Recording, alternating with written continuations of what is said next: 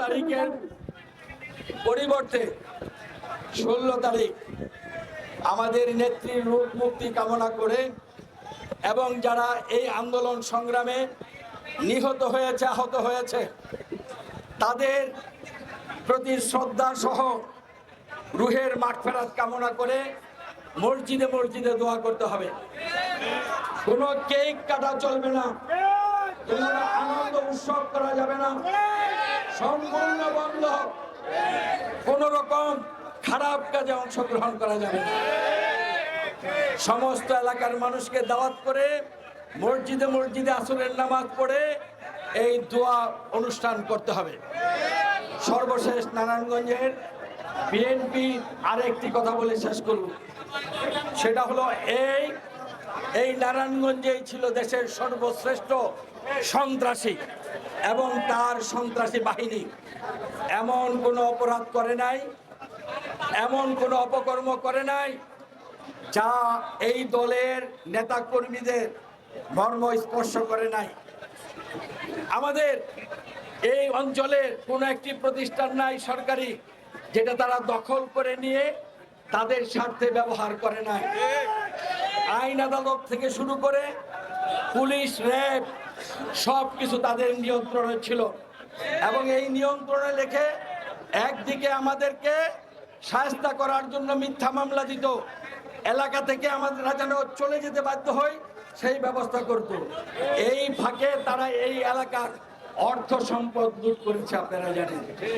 এমনকি অর্থ সম্পদ লুট করতে গিয়ে তারা মাদকের ব্যবসা সম্প্রসারিত করেও সেখান থেকে পয়সা নিয়েছে। আবার মুখে অনেক ভালো ভালো কথা বলেছে। এই সন্ত্রাসীদের কারণে নারায়ণগঞ্জের প্রত্যেকটা ব্যবসায়ী, প্রত্যেকটা জনপদ, প্রত্যেক শ্রেণীর মানুষ শোষিত। প্রত্যেকটা জায়গায় তারা লুণ্ঠন করেছে। মুখ তুলে কেউ সাহস করে প্রতিবাদ করতে পারে নাই, কথা বলতে পারে নাই, কিন্তু সবার ভিতরে সেটা আছে। আপনারা আমরাও জানি এই সন্ত্রাসীদের শাস্তার আওতায় আনতে হবে। নারায়ণগঞ্জে যারা লুণ্ঠন করেছে, অবৈধ পথে অর্থ উপার্জন করেছে, প্রশাসনকে ব্যবহার করেছে, মিথ্যা মামলা হামলা করেছে, সবাইকে বিচারের আওতায় আনতে হবে। আমরা আইন হাতে নিব না, কিন্তু এই কথা মনে রাখতে হবে আমরা কাউকে রেহাইও করব না, রেহাই করব না। আমরা আইনের আওতায় শাস্তির ব্যবস্থা করব। আজকে সন্ত্রাসীরা এত দম্ভিকতা করেছে নারায়ণগঞ্জে, আজকে কোথায়? পালিয়েছে। তাদের নেত্রী যেমন পালিয়েছে, তারাও পালিয়েছে। বোরকা পরিহিত অবস্থায় তারা পালিয়েছে। এই বোরকা পরে যারা পালায় তারা কাপুরুষ। আমি আগেই বলেছি, আমি সব সময় বলতাম, আর যাই হোক এই কাপুরুষকে আপনারা কেউ ভয় করেন না। আমি তার সাথে চ্যালেঞ্জ, আল্লাহ উপরে, তাকে কোনোভাবেই টলারেট করবেন না, আপনারা বলেছি। আমি আপনাদের অগ্রভাগে ছিলাম, আজও থাকবো, যতদিন পর্যন্ত এদের শায়েস্তা না করতে পারি ততদিন পর্যন্ত আন্দোলন করব। এই সন্ত্রাসী বাহিনীকে যারা যারা প্রশ্রয় দিয়েছে নারায়ণগঞ্জে, সে যেই পেশার, যেই শ্রেণীর হোক, মিডিয়ার যোগ, আমাদের কাছে সব ডকুমেন্ট আছে, তাদেরকেও ছাড় দেওয়া হবে না। এত তাড়াতাড়ি যদি তারা ভালো মানুষ সাজতে চায়, আপনারা সেটাকে অ্যালাউ করবেন না। আজকে যদি আল্লাহ এই দেশ স্বাধীন দ্বিতীয়বার না করাতো, আজকে আমরা সবাই ফাঁসির কাছে যেতাম। ফাঁসি হতো আমাদের, বুঝতে পেরেছেন? এই ফাঁসি থেকে বাঁচিয়ে থেকে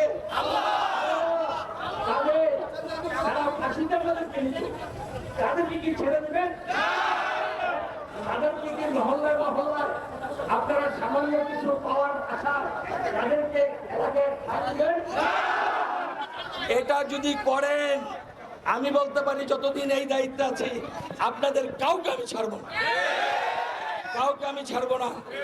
চক্ষু বন্ধ করে কাক, চক্ষু বন্ধ করে কাক মরিচ রাখে, মনে করে কেউ দেখে না। কাক এতই বোকা যে সবাই দেখে, শুধু খালি কাক দেখে না।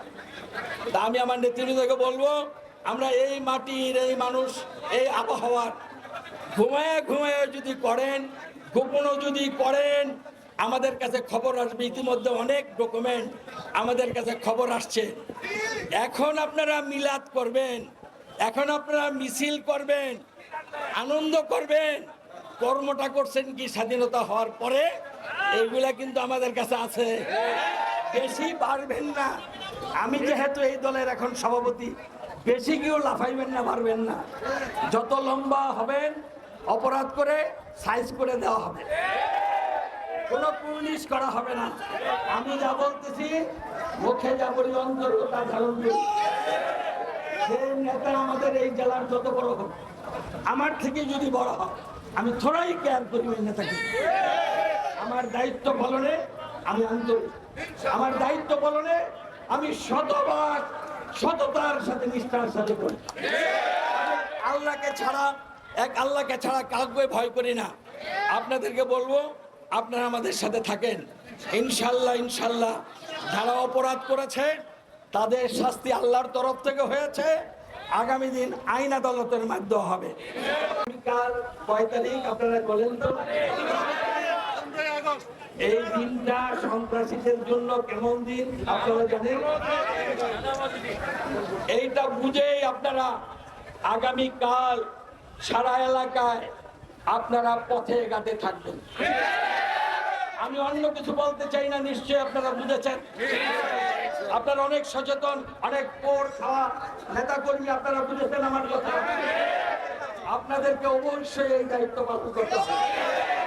কোন জায়গায় যদি আমি শুনি আপনারা এই দায়িত্ব ঠিক মতো পালন করেন নাই, ছেড়ে ফেলবো আমি।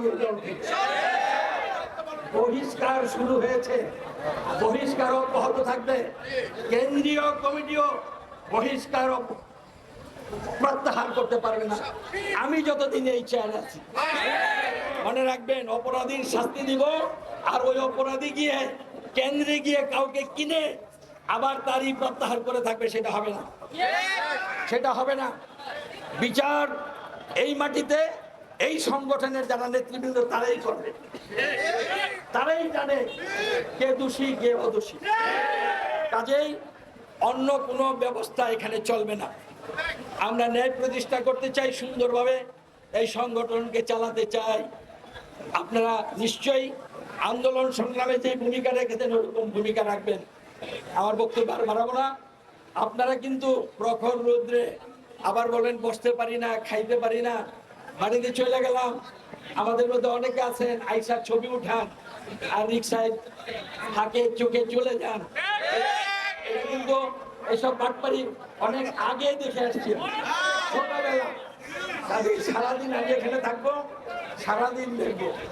আমরা 30টা রোজা থাকি না, 30 দিন উপবাস থাকি না, 1-2 দিন পারবো না, পানি খেয়ে থাকবো, তবুও রাজপথ ছাড়বো না।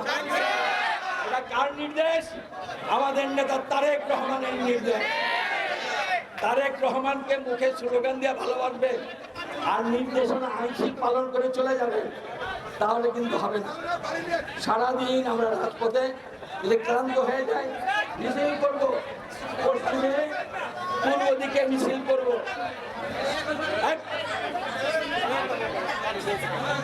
পূর্ব দিকে মিছিল করবো, পশ্চিম দিকেও মিছিল করবো, আবার এখানে আসে জমা হবো, বক্তব্য চলতে থাকবে, নেতৃবৃন্দ সারাদিন বক্তৃতা দেবেন।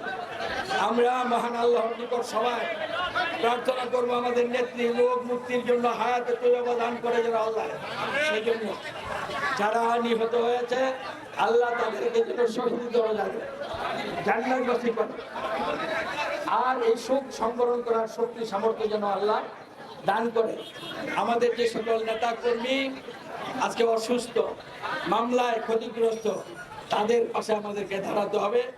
যে যেখানে আছে যতটুকু পারি সবাইকে সবাই সহযোগিতা করব। এবং নতুন যে স্বাধীনতা হলো এর পরে আমাদের দায়িত্ব কর্তব্য অনেক বেড়ে গেছে। আমাদের লক্ষ্য কি সেটা পৌঁছার জন্য আমরা সবাই ঐক্যবদ্ধ হই, পারস্পরিক আলোচনার মাধ্যমে আমরা কাজ করে যাবো ইনশাআল্লাহ।